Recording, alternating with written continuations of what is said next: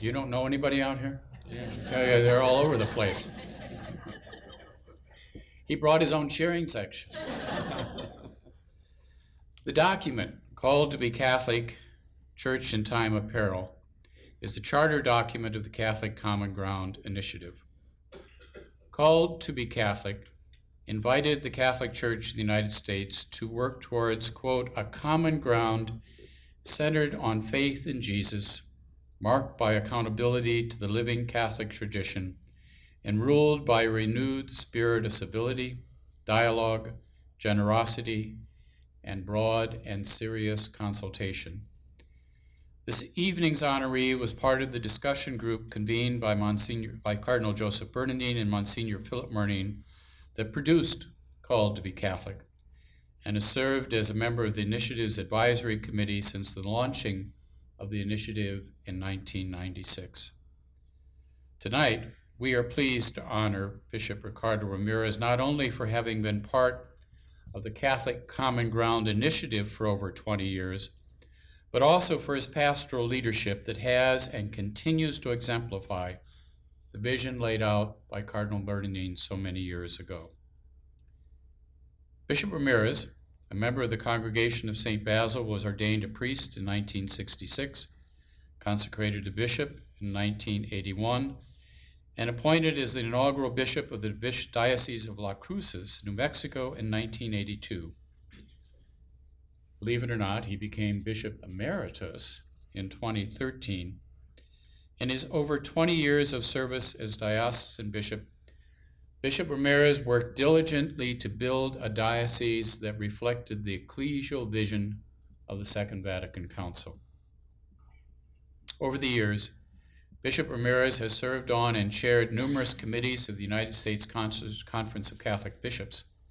His brother bishops also elected him as an alternative to the 1987 Synod of Bishops and a delegate to the Special Assembly of the Synod of Bishops for America in 1997.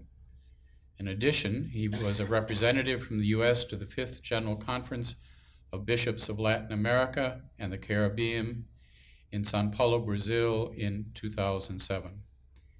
Bishop also mentioned at dinner that you were part of the delegation that went to stand in solidarity with the church in Argentina, Chile, to the Pinochet years. Bishop Ramírez has served as a member of the Catholic Church Extension Society Advisory Committee, and Father Jack Wall, president, is with us tonight, as well as 2 terms as a commissioner of the United States Commission on International Religious Freedom. Bishop Ramírez has also been recognized with several doctorates on honoris causa. Perhaps more importantly, in all of his pastoral service, Bishop Ramírez has shown an acute sensitivity to the religious and cultural identity of the Hispanic peoples and the needs of all those who find themselves on the margins of society. As stated in Reflecting on the Past, Looking to the Future, the 10th anniversary statement of the Catholic Common Ground Initiative, quote, it goes to the very center of who we are, whether we are inclusive or exclusive, whether we can move together in the spirit or be driven apart by views without willingness to dialogue, close quote. Bishop Ramírez has had as the center of his very essence the Spirit, inviting all to the table to share in its gifts and dialogue constructively and effectively. With deep appreciation for his extraordinary pastoral service, marked by sustained efforts to, quote, renew and revitalize lives of faith, the Catholic Common Ground Initiative is proud to present the 2017 Cardinal Joseph Bernardin Award to Most Reverend Ricardo Ramírez, CSB, on this, the 29th day of September, in the year of our Lord, 2017.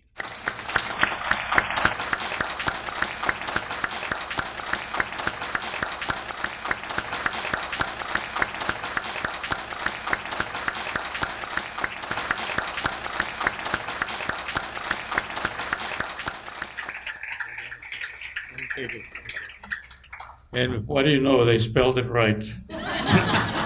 Thank you very much for this beautiful award. It's really very humbling to be associated with Cardinal Bernardin, with Phil Murnion, and in the presence of His Eminence Blase Cupich.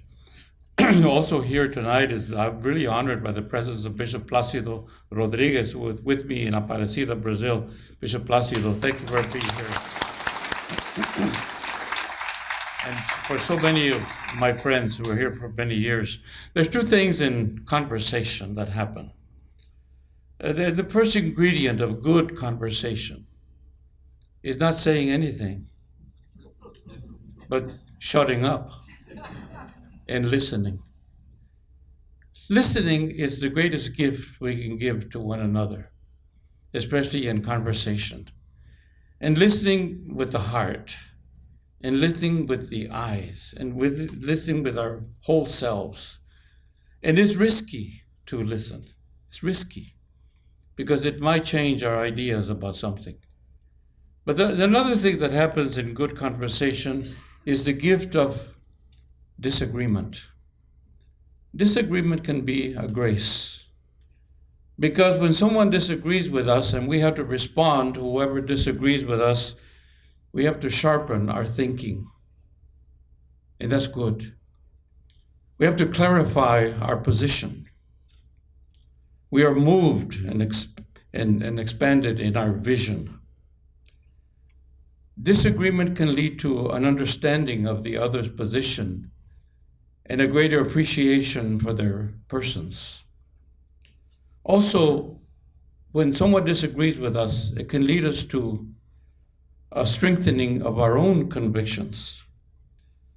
But the best thing is that disagreement, and when we talk about how we disagree with one another, can lead to friendship and communio, the prayer of Jesus, that they be one as you and I, Father, are one. I want to congratulate and thank Catholic Theological Union for inviting Catholic Common Ground Initiative to be here. Common Ground has found a home, and that is a CTU. Thank you all so much for this honor, and thank you, CTU, for hosting Catholic Common Ground Initiative. Thank you.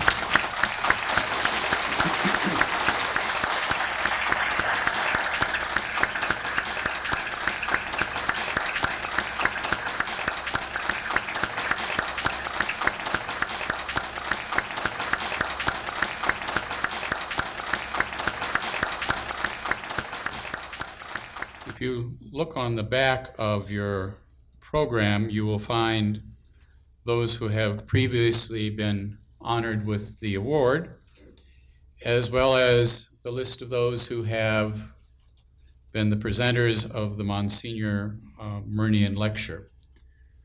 We have been privileged to have great awardees and privileged to have some remarkable church women and men who have shared their thoughts about advancing the life of common ground in the church.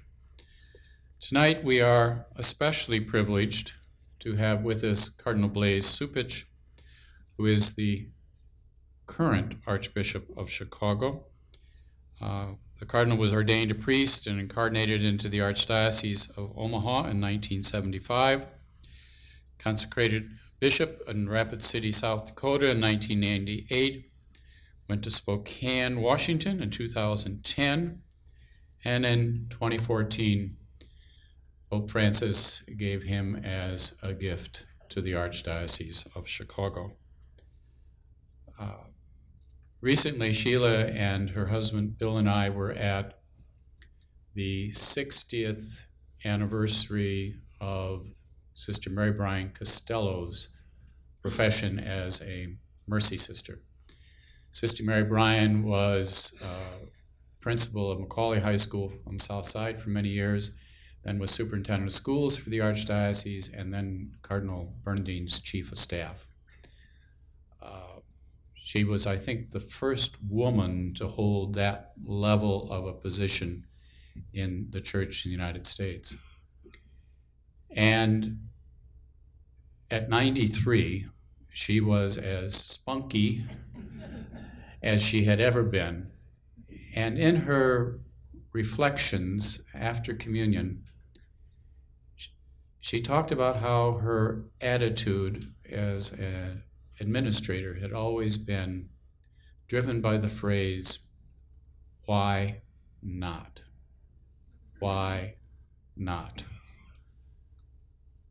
I mention that because as I was thinking about this introduction and the privilege I've had of spending just a little bit of the time with the Cardinal in meetings,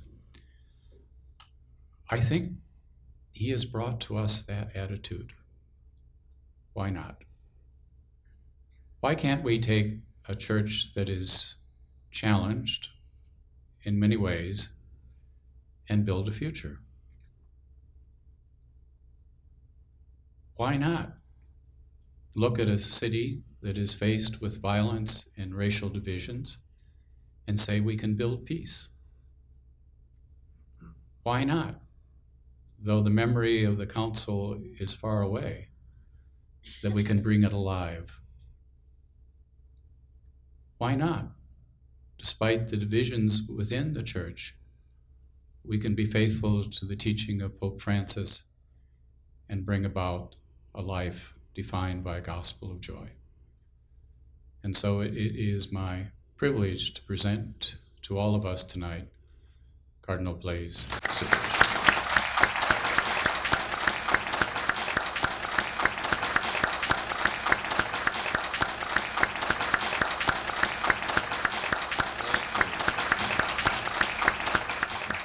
Thanks very much, Father Blase. I appreciate it. And I'm also grateful to the Catholic Ground Initiative for the committee for inviting me to do this 2017 Murnion lecture. It really is very humbling, especially as I look at the people who have come before me to give this talk. The fact that my good friend Bishop Ramírez is presented today with the Bernardin Award only adds to my sense of delight in being with you today. His lifelong ministry is an icon of a renewed church that was envisioned by the Second Vatican Council. And it's the same vision that inspired both Cardinal Bernardin and Monsignor Murnion. And I want to add my thanks as well to CTU, not only for your kind hospitality, which you've shown to me over and again, but to echo the words of Bishop Ramírez for hosting Catholic Common Ground. Thanks to you, Father Mark Francis. You've always been such a good friend and your co-workers to make me feel at home. I'm glad that we recognize Sheila McLaughlin for her contributions, not only here, but to the Archdiocese. And so I really hope that you and Bill enjoy your years of retirement. And I want to wish Dr. Millies every blessing as you take up this new work of being the director. Tonight you've asked me to address the topic dialogue in the key of Pope Francis. Of course, there is a historical context of dialogue as it relates to the Catholic Common Ground initiative that we have to note. And so after talking about that a bit, I'm going to move on to what Pope Francis tells us about dialogue, focusing in a particular way on the images that are present in Evangelii Gaudium, the joy of the gospel. And then I'm going to conclude with some reflections from my own experience about dialogue and building common ground in the church and in society. This past August marked the 20th anniversary of Cardinal Bernardin's Common Ground project.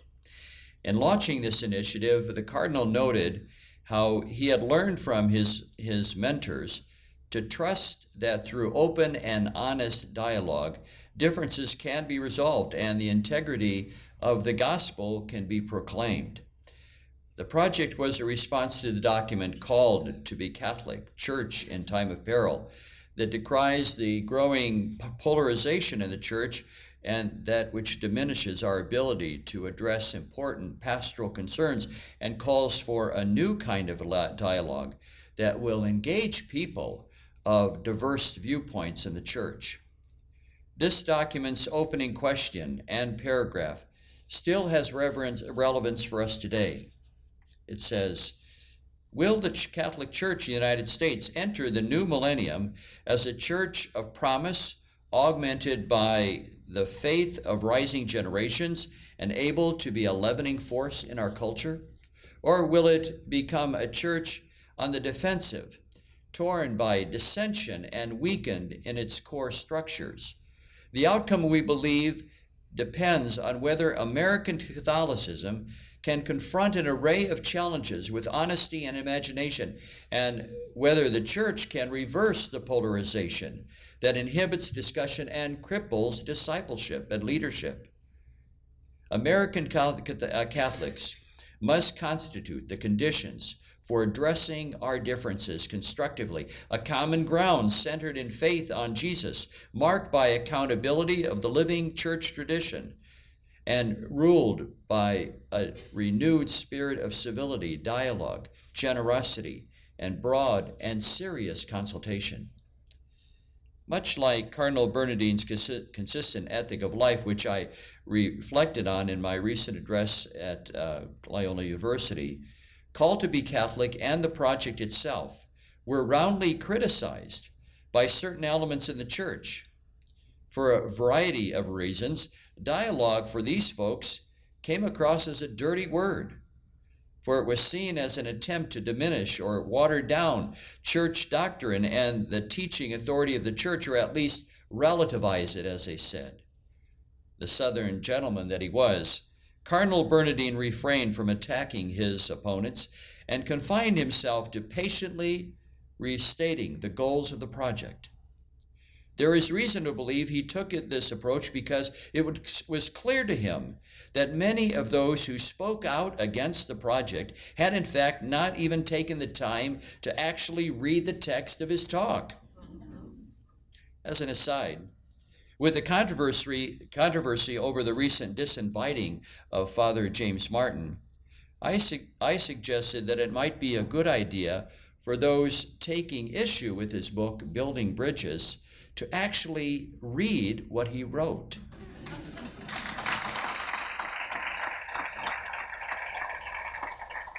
And they should do so before ceding their intellects to blogosphere posts which make claims on their infallibility that would make Pius IX blush.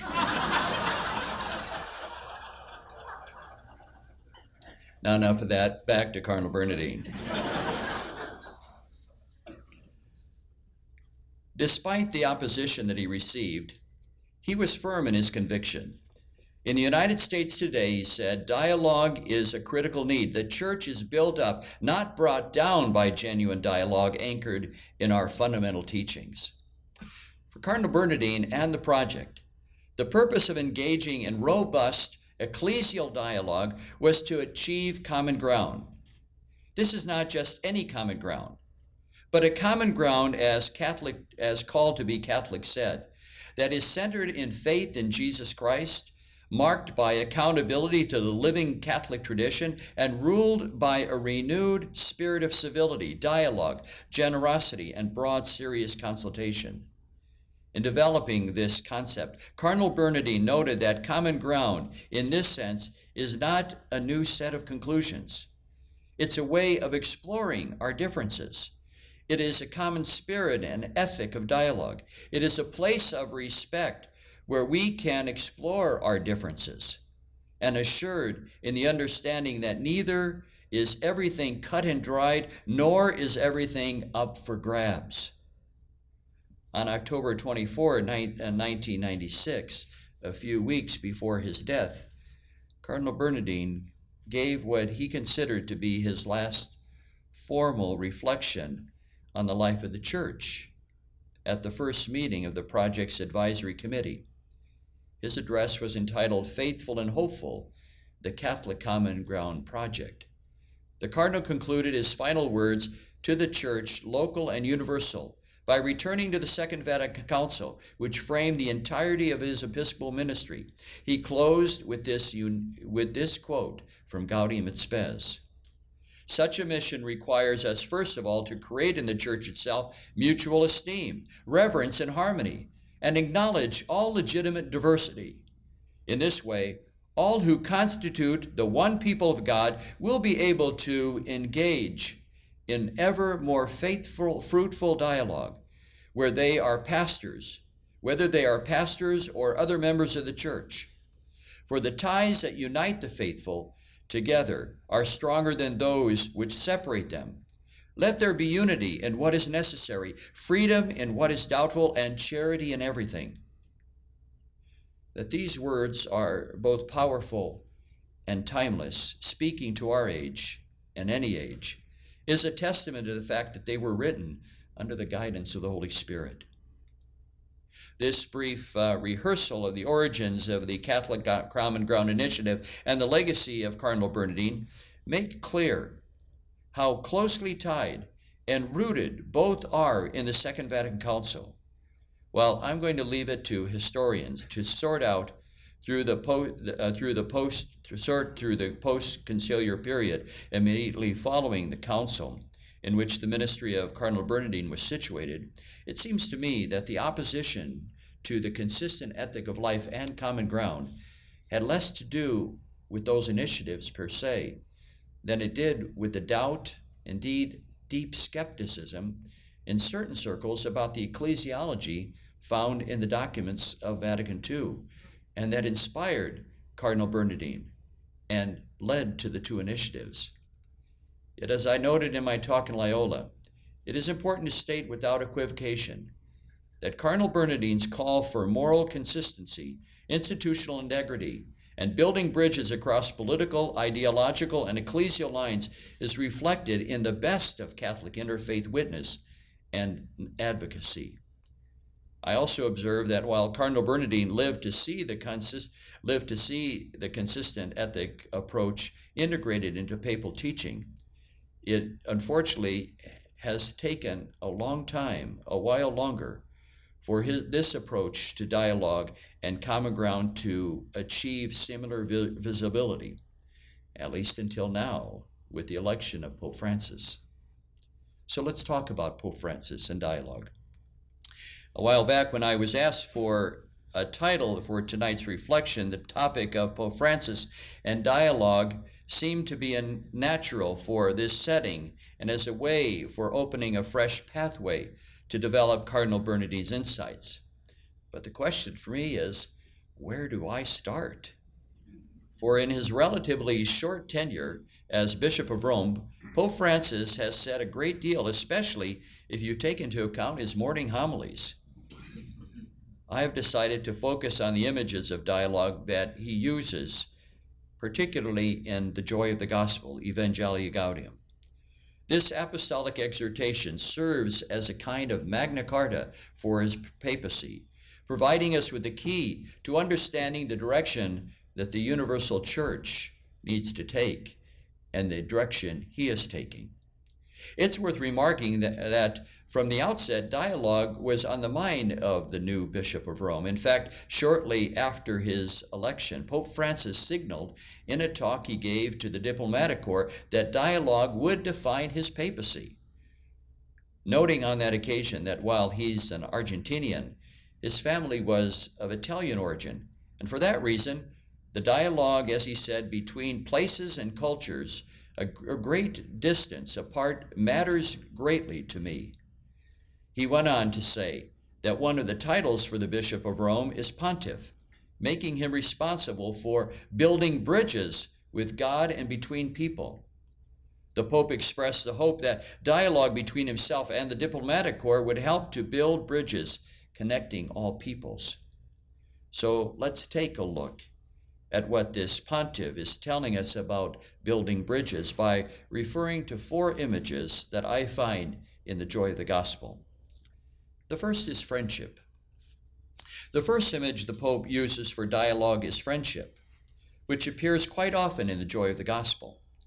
As we take up the work of evangelization, Francis reminds us, we are called to find Christ in others, to lend our voice to their causes, but also to be their friends, to listen to them, to speak to them, to embrace the mysterious wisdom which God wishes to share with us through them. And similarly, he urges homilists to take the approach of Jesus in preaching, who engaged others by dialoguing with them. The Lord respected people for who and where they were. He befriended them. Jesus looked at people, the Pope said, seeing beyond their weaknesses and failings. But he also showed that he enjoyed talking with those he was calling. He enjoyed being with them. He wanted their friendship. I recently gave a talk to seminarians and told them that one basic trait of a good pastor is that you have to like people. Imagine that I even had to say that. It's no wonder that Jesus ended up his ministry by referring to those that he called as his friends.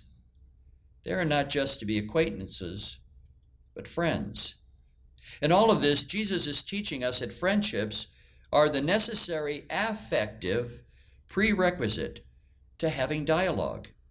For friendships transcend differences of opinion and conflicts. They bring comfort in trial, and they grow in moments of forgiveness and failing. Jesus understood all of this by showing patience and discipline in befriending those that he called to be his disciples. This is how God dialogues with his people. He befriends them. I would note that societies have long valued friendship as key to their health. In fact, centuries ago, Aristotle in the Nicomachean Ethics noted that friendships are particularly needed for the growth of civilization and especially for democracies. He remarked that while friendships like justice are not found in tyrannies, they are proper to democracies because, as he put it, the citizens, being equal, have much in common. We seem to have lost the value of friendships in our social relationships, and at times in the way that we relate to one another in the church, which too often is marked by enmity and animosity. There is an overly competitive character that defines how we relate to one another, emphasizing what divides rather than what we share in common. Jesus offers us a pathway to break out of the impasse of animosity, telling us to speak to one another with the aim of creating friendships. That is how Pope Francis asks us to take up dialogue as friends. The second image he gives us is church as mother. The Pope opens up further insights on dialogue when he speaks of the church this way. A loving mother speaks to her children in a way that shows that she loves them and wants only the best for them. She shows this love not just by teaching, but by listening. As the Pope says in The Joy of the Gospel, a good mother can recognize everything that God is bringing about in her children. She listens to their concerns and she learns from them. The spirit of love which reigns in a family guides both mother and child in their conversation. Therein they teach and learn, experience correction, and grow in their appreciation of what is good. My mother, who raised 9 children, was once asked if she loved any of her children more than the others. It was a trap. But her response was swift and sure. Only if they need it. Our dialogue with others has to be generous in giving space, being indulgent of limitations, convey that we want the good of the other, not a victory over them, and loving them more if they need it. A third image, fellow companions. The Pope also speaks of the need to be a companion, one who practices, as he puts it, the art of accompaniment as we dialogue with the other. It's an art that relies on the skill of listening, which is more than just hearing. It springs from an attitude that life is shared, as the word companion suggests, a sharing of bread with the other. Listening, Pope Francis tells us, is an openness of heart, which makes possible the closeness within, with the closeness without which spiritual encounter cannot occur. Listening helps us find the right gesture and the right word, which shows that we are more than mere bystanders. Only through such respectful and compassionate listening can we enter on paths of true growth and awaken a yearning for the Christian ideal. This listening approach of a companion in which life is exchanged and shared has particular relevance, the Pope notes, for individual Catholics as they carry out their own personal baptismal responsibility to bring the gospel to all we meet. The believer's missionary discipleship should be both respectful and gentle, and as he puts it, requires patience when the other person speaks and shares his or her joys, hopes, and concerns for loved ones, or so many other heartfelt needs. Only afterwards is it possible to bring up God's word. And finally, the image that I found in his writing is a church that is synodal. Synod is a term that is somewhat new to most Catholics, and yet it's been part of the church's vocabulary from the first centuries, largely forgotten in the Western Church. Synod literally means walking with each other, journeying together. By recalling it, Pope Francis aims at achieving a new and deeper appreciation of the Second Vatican Council's teaching about the nature and the life of the Church. He unpacked his understanding of synodality, introduced in The Joy of the Gospel, on the occasion of the 50th anniversary of the Synod of Bishops. There he affirmed that synodality is a constituent element of the Church, to the point that we must always speak of an ecclesial docens and an ecclesial decens, a teaching and a listening church, since, as he put it, the flock likewise has an instinctive ability to discern the new ways that the Lord is revealing to the church. In a word, what this means is that the church is by its nature dialogical, comprised of people who are equally anointed with the Spirit through baptism. The faithful people, the College of Bishops, the Bishop of Rome, all listening to each other and all listening to the Holy Spirit, the Spirit of truth. The point that the Pope is making here is that dialogue is not something extraneous to the life of the Church, but at the heart of its very nature. And we should embrace it as a model going forward in discussing all the issues that we face today. Simply put, dialogue is not a dirty word, it's our word. With these four images, I want to offer some personal reflections on dialogue and building of common ground. It really does take a change of heart. If we are to be true to the call of Christ and the core value of the Church's nature, a change of heart, ongoing conversion is needed. As I look at some of the disquiet in the life of the Church today, which by and large is louder than it is large, it occurs to me that some of this is due to the unfamiliarity with the method of discernment that Pope Francis often uses. As a Jesuit who's formed in the Ignatian spiritual exercises, what centers Pope Francis is a firm belief and even palpable sense that God is acting in our lives, here and now, and that through discernment, we can come to discover God's will as we discover also the evil spirits that seek to distract us and take us along a false path.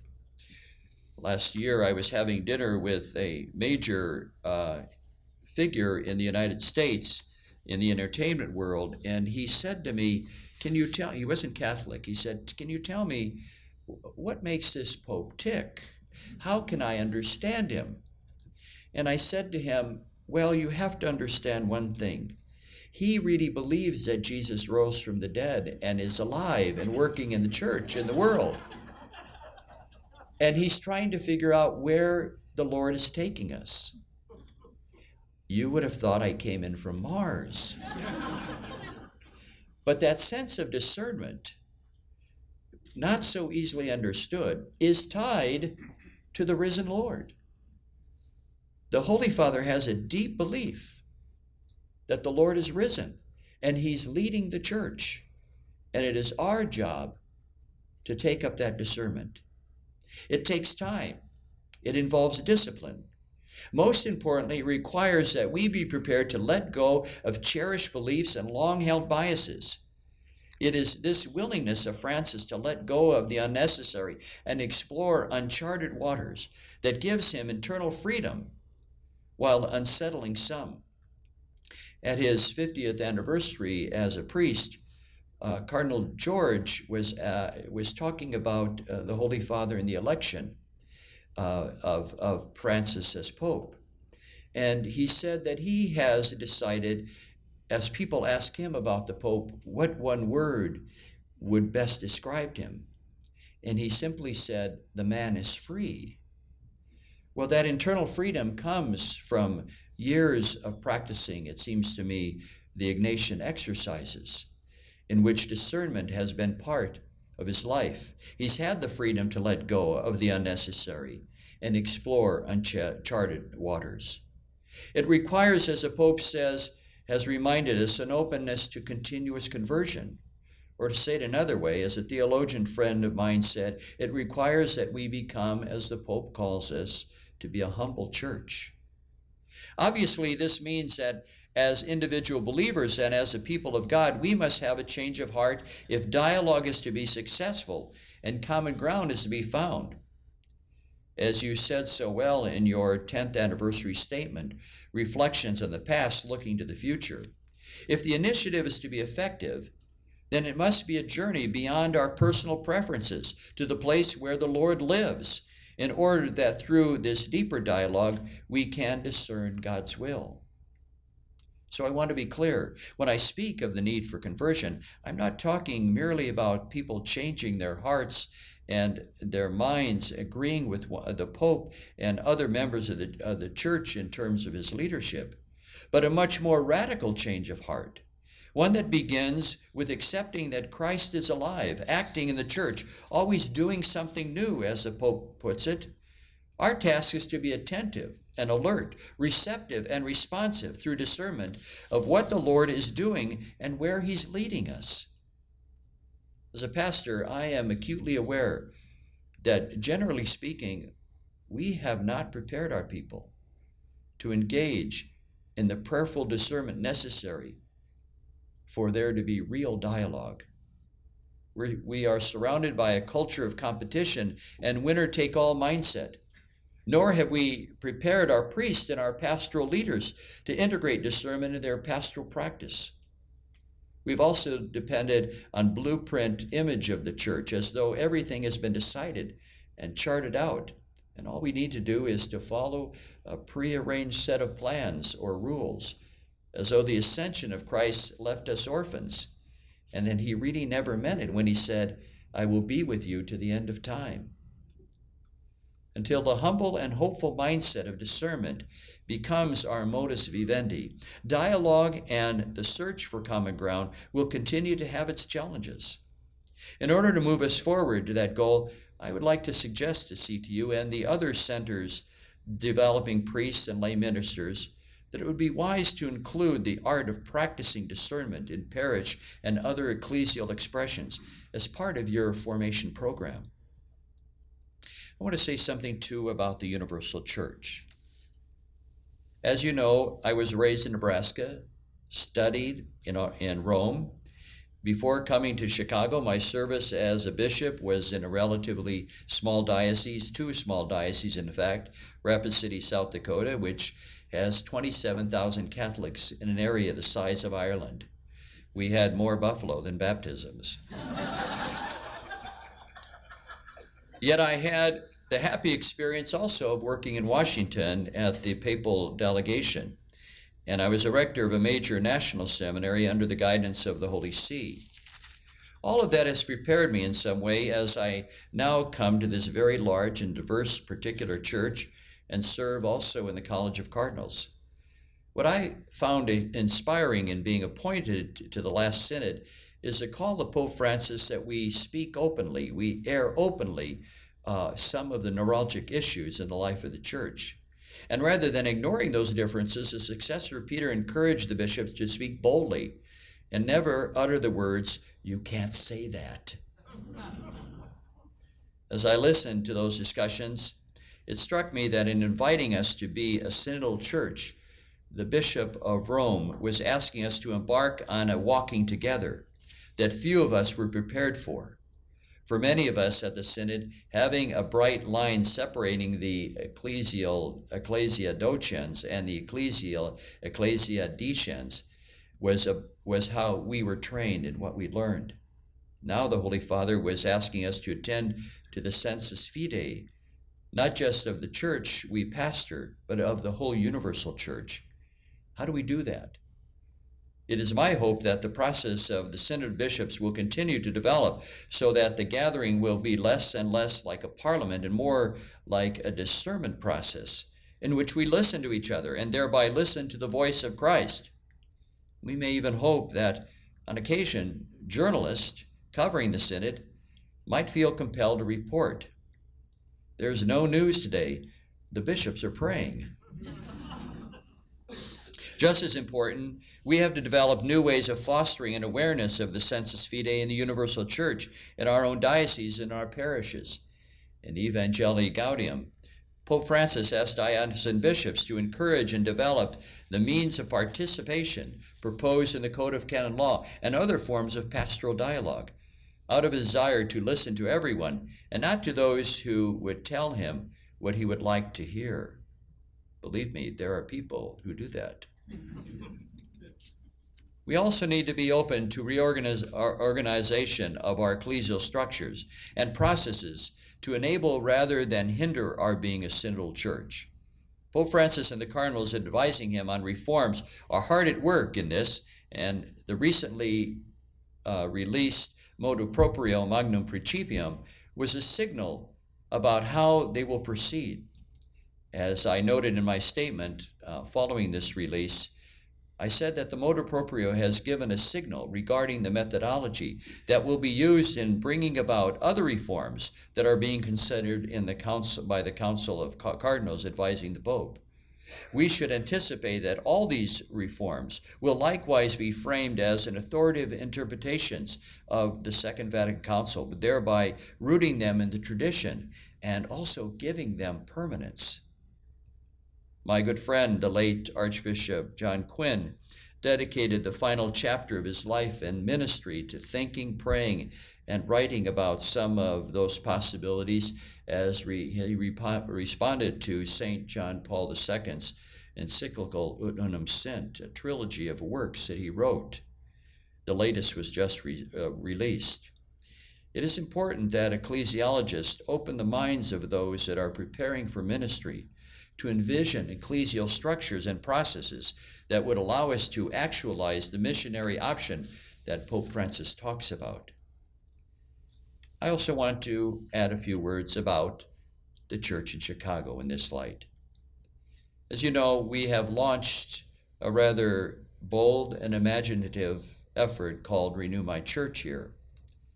The context for this effort is a local church that is experiencing significant demographic shifts, aging infrastructures with quite significant deferred maintenance expenses, changing ways in which people identify with and participate in church life, and an aging and smaller presbyterate. Any one of these factors would be enough for a good CEO to say, we need to do something different. We need to address these issues. And address them we are. To that end, I am most fortunate to have the resources of various consultative bodies, some of the best and the brightest people here, lay people, clergy, religious. They've given me wonderful and imaginative input as we take up this task. We have also assembled a staff at the Pastoral Center of lay men and women with incredible knowledge and skills. Though daunting, I am convinced that we have designed a flexible framework to engage our people rather than just provide them with a prearranged solution and plan to implement. Many people, in fact, prefer that we do just that. The chancery, the cardinals, should make all the decisions because they know how difficult it is to live with uncertainty and also to get everyone to cooperate. The problem is, if I did that, I would be acting like a CEO and not a pastor, a diocesan bishop, who is to shepherd his flock and attend to the sensus fidei of all God's people.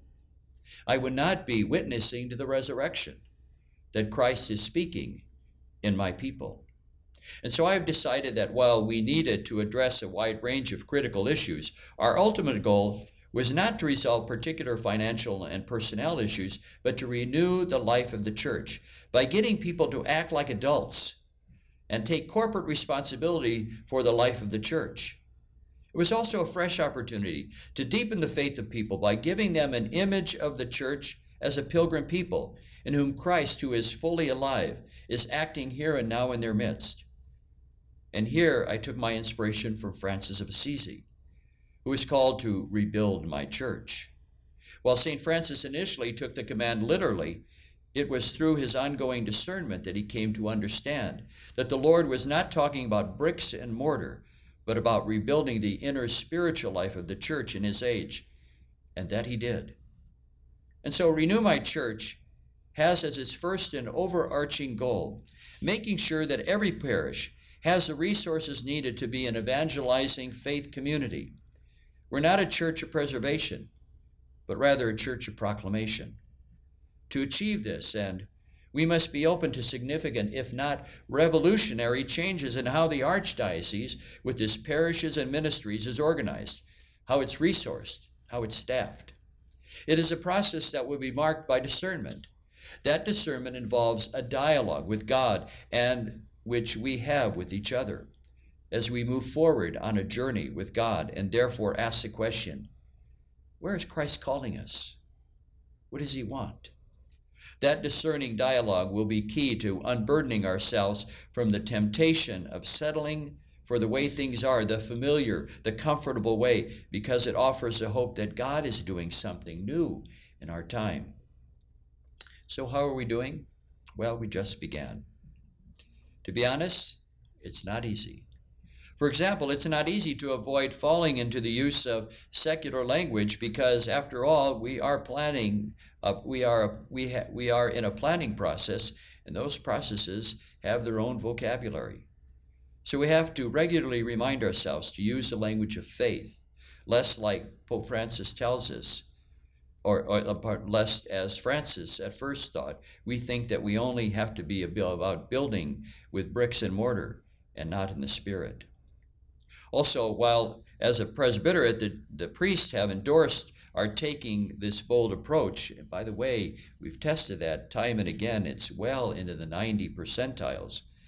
They want us to resolve the issues that we have named. When it comes to local leadership, there is a certain amount of unease. Our local leaders are already taxed with a lot of things to do, and we're asking them to walk as they have not walked before. It's a bit like asking them to fix the airplane while flying it. And so we must continue to develop the spiritual and other resources needed for them to be leaders in a synodal church that's reimagining itself. Of course, all of this will allow us to more fully engage the civic community and the culture. In fact, in these years of Renew My Church, we do not want to be focused only on the internal life of the church, that to the point that we would ignore what's happening in the world. Our engagement with the world is also a part of the dialogical nature of the church. And so this past spring, on April the 4th, the anniversary of the assassination of Martin Luther King, I announced and launched the Anti-Violence and Peace Building Initiative here in the Archdiocese, making it a priority in the Catholic Church in Chicagoland. We will soon be appointing staff to head that effort. The origin of that initiative was my dialoguing with pastors of various communities, civic and business and labor leaders, as well as parishioners. Those conversations revealed the great goodwill that exists in this city as well as a desire to work together. I also studied what from our earliest days priests, religious, and lay workers have done to fight poverty, as well as address the myriad social and educational needs of those who live in this great metropolitan area. There also has been countless other Christians and Chicagoans who have worked to promote peace, social justice in our society. We have galvanized attention and support for peace building in a number of ways. First of all, we had the Peace March on Good Friday, and that has developed in other parish walks and gatherings and rallies throughout the summer. These events were designed to bring together law enforcement as well as local communities and victims' families to remind us that we're all in this together. By talking and working together, we can find common ground that reminds us that the situation is not hopeless and that we do not have to accept the current level of violence. It is not normal. As I have said before, just because we can't do everything doesn't mean we cannot do something. A second initiative along the same line is our work with the Chicago Community Trust on the Table program. Using our parish infrastructure and communication network, we hope that we can leverage the expertise of this important initiative to bring people of diverse backgrounds together. When we bring people together in dialoguing about the new ways that can be taken up in order to make our community stronger, safer, and more dynamic, we will have achieved a lot. It is our hope that we will break down the barriers that divide Chicagoans and find a common ground for more peace building in our society. And so we model dialogue by doing dialogue. We benefit everyone, not just the church, by being true to our nature as a church marked by dialogue. My aim this evening was first of all to express my admiration for all that you have done and all of those who are involved in the Catholic Common Ground Initiative. My predecessor, Cardinal Bernardin, would be proud of you, as I am. But I also thought it was important to link what you have been doing with the fresh energy that Pope Francis is bringing to the life of the church by emphasizing the importance of dialogue, not just to solve thorny problems, but to be true to ourselves as church. The church is not fully church if it lacks dialogue. Dialogue and synodality have taken root in the life of the church, and we should be proud of what we see as we look across the landscape of the church in this country. That is all that Cardinal Bernardin ever wanted as he launched this effort. Well, we can readily admit that there are yet challenges and obstacles ahead. He would tell us to keep moving. He would tell us, don't delay. For there must be urgency to put aside what divides us and seek common ground. In fact, that is what he counseled in that last public address which I cited earlier, and now rely on as I make his words my own. To say it quite boldly, he remarked, it is wrong to waste the precious gift of time given to us as God's chosen servants on acrimony and division. So get to work. Thank you.